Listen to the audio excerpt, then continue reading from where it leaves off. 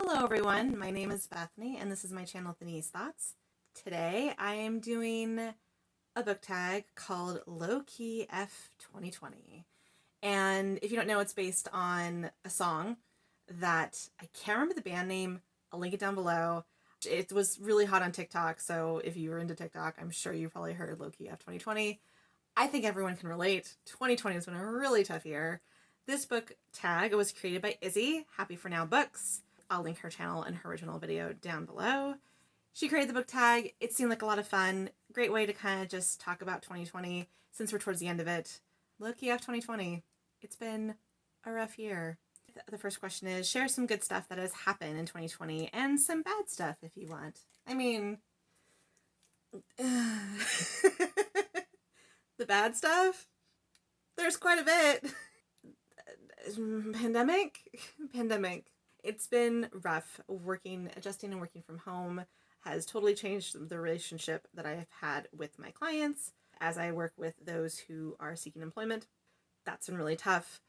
Black Lives Matter blowing up as it had, justifiably so, but was also really tough, and I think was just a microcosm of a bigger picture to how everyone is struggling and how people are dying and grief is real. On a personal note, for those maybe who've seen my Insta and my Twitter, I went through a really tough grief moment myself. I had a pregnancy loss at 23 weeks late last year, so still dealing with the grief of that through the pandemic has been incredibly tough. I cannot say enough. And I'm really grateful that I've had booktube during this time. I think the only positive things is still having my job. My husband and I both still having our jobs is something I am incredibly grateful for during these difficult times, and both having our health. My husband actually works frontline at a hospital for psychiatric patients. So those who are in incredible crisis and have really scary psychotic episodes and are a very vulnerable population. And I'm incredibly grateful that he's been safe there and that they've been taking things very seriously there. We have our jobs and our health, and honestly, I think that is two very big things to be incredibly grateful for during this year. And I guess also the positive things, I started this channel. So there you go. The second question, what book did you love at the beginning of the year? So I looked back at my Goodreads for this one, and I decided to go with pre-pandemic books.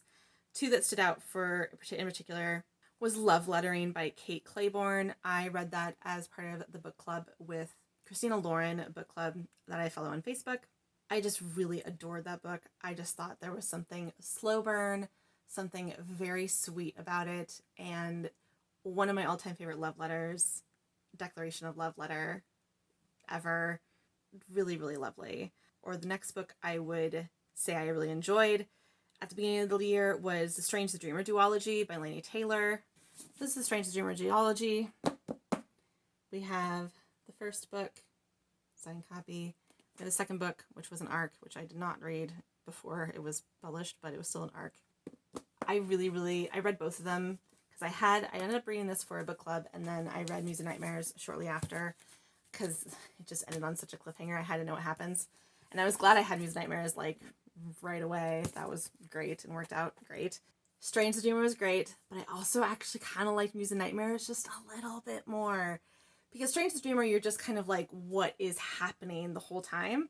And then Muse and Nightmares, everything starts to come together and it's all interconnected, and I love that so much more. Both of them, though, are fantastic and worth checking out. Third question is a book you were looking forward to that ended up being not great. I mean, I think a lot of people felt this way this year. The Ballad of Songbirds and Snakes.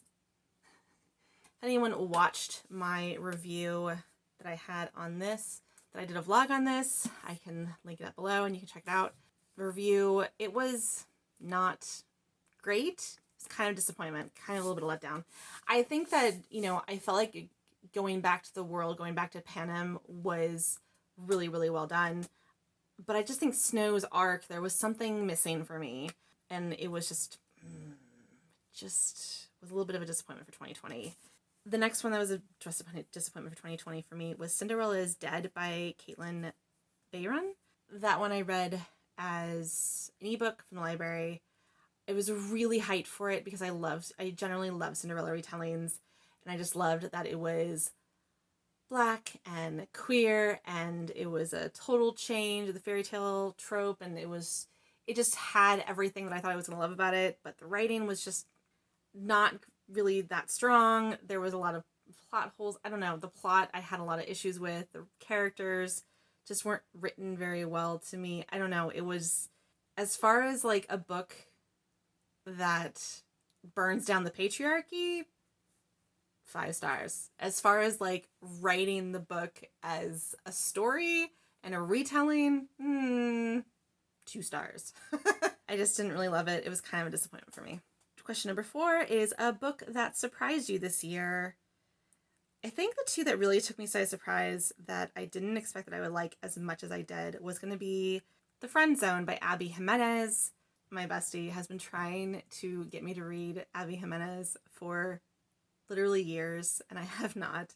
I ended up loving this book. I loved it. I rated it 5 stars. It was the first 5 stars I had rated 5 stars in a long, long time. I think because I just physically felt for these characters, and yeah, it took me by surprise. And then my bestie got to tell me, "I told you so." I think also what took me by surprise is The Sun Is Also a Star by Nicola Yoon. Here I am I love YA contemporaries. They're a lot of fun. They're usually like a light piece of candy that are just really light and delicious and sweet and goodness. And The Sun Is Also a Star was a lot more philosophical and heavier than I thought it was going to be. But I also really enjoyed it for that reason. It just took me by surprise, and I really ended up liking it. And I think that there was a lot of really good points about it. And it related a lot to what I felt was happening now, even though it was written 3 years ago. Those 2 books, I think, are probably surprised me the most. Question number 5.